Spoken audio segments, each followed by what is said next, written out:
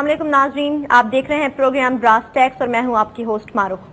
नाज़रीन, जैसा कि आप जानते हैं ब्रास टैक्स एक ऐसा प्रोग्राम है जिसमें डाइवर्सिफाइड इश्यूज को अब तक डिस्कस किया जा चुका है। आपकी बहुत सारी ईमेल्स हमें मौसूल हो रही हैं, उनमें आजकल आप लोग एक बहुत कॉमन क्वेश्चन हमसे कर रहे हैं कि पाकिस्तान में आजकल क्या हो रहा है, यानी पाकिस्तान की दाखिली सूरत हाल के हवाले से आप बहुत कुछ जानना चाह रहे हैं। पाकिस्तान किन खदशात का शिकार है, ऑब्वियसली हम जानेंगे हमारे डिफेंस एक्सपर्ट से। हमारे साथ मौजूद हैं ज़ैद हामिद साहब। अस्सलाम वालेकुम सर। सर, जैसा कि मैंने अभी बयान किया कि पाकिस्तान को किन खदशात का शिकार है, पाकिस्तान में आजकल क्या हो रहा है, हमारी आवाम ये जानना चाहती है और आपकी राय इस बारे में जानना चाहते हैं, क्योंकि आपके व्यूज हमेशा बहुत इंपॉर्टेंट होते हैं। क्या कहेंगे आज आप इस हवाले से? देखिए फारूक, आज हमने जान के इस टॉपिक को सिलेक्ट किया है क्योंकि इस वक्त पूरे मुल्क में इस कदर डिस इन्फॉर्मेशन और झूठ बोला जा रहा है, इस कदर साइकोलॉजिकल वॉरफेयर कौम के खिलाफ की जा रही है, कौम को इस कदर मायूसी में मुब्तला किया जा रहा है कि इसमें असल हकीकत लोगों को नजर नहीं आ रही। एक मायूसी फैल चुकी है कौम में, जिसको देखो वो ये परेशान है कि क्या ये मुल्क टूट जाएगा।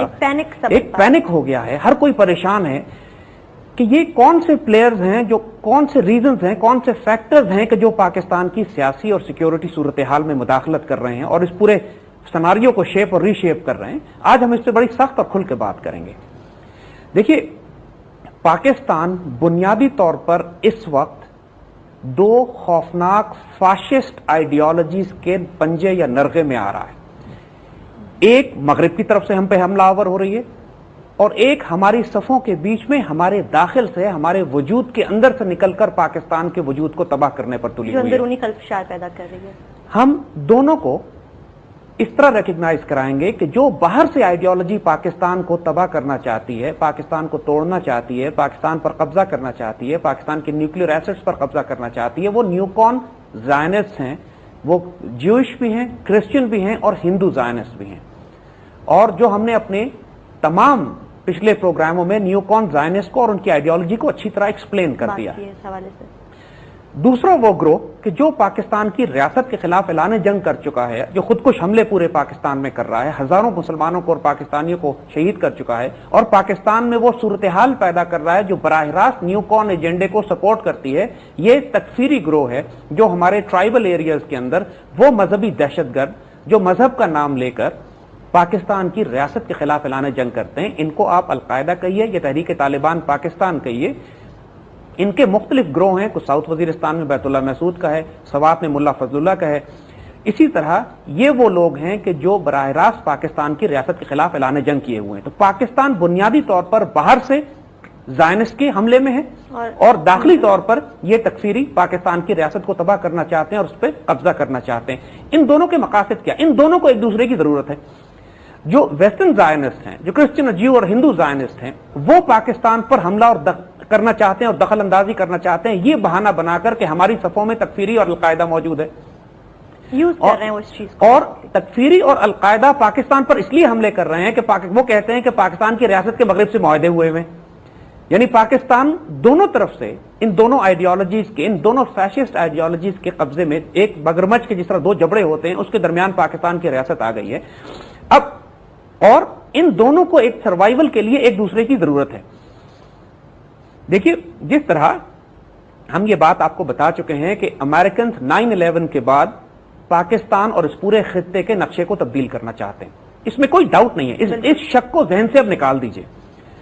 अमेरिकन ने जो हमसे एसोसिएशन की अफगानिस्तान में तालिबान को निकालने के लिए, जो गलतियां और कोताहियां हमारी हुकूमत वक्त ने उस वक्त की कि जो हम तालिबान को हमने हटा दिया वहां से और उसके नतीजे में अपने लिए एक सिक्योरिटी क्राइसिस खड़ा कर लिया, एक नाइटमेयर खड़ा कर लिया अफगानिस्तान में। यानी तालिबान के होने की वजह से ना वो ड्रग्स थे वहां पर, ना बलूचिस्तान लिबरेशन आर्मी की दहशतगर्दी थी, ना तहरीक तालिबान का फसाद पाकिस्तान के खिलाफ था, ना इंडियन एसेट्स थे जो वहां काम कर रहे थे, ना इसराइली एसेट्स थे, ना अमेरिकन अफगानिस्तान में मौजूद थे।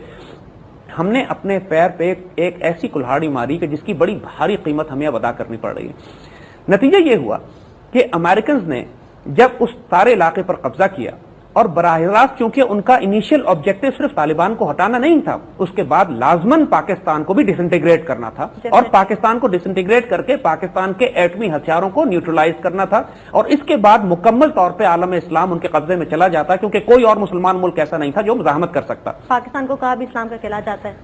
और इस वजह से जब अफगानिस्तान में ये अमेरिकन पहुंचे हैं انہوں نے براہ راست آتے ہی بلوچستان لبریشن آرمی کو سپورٹ کرنا شروع کیا.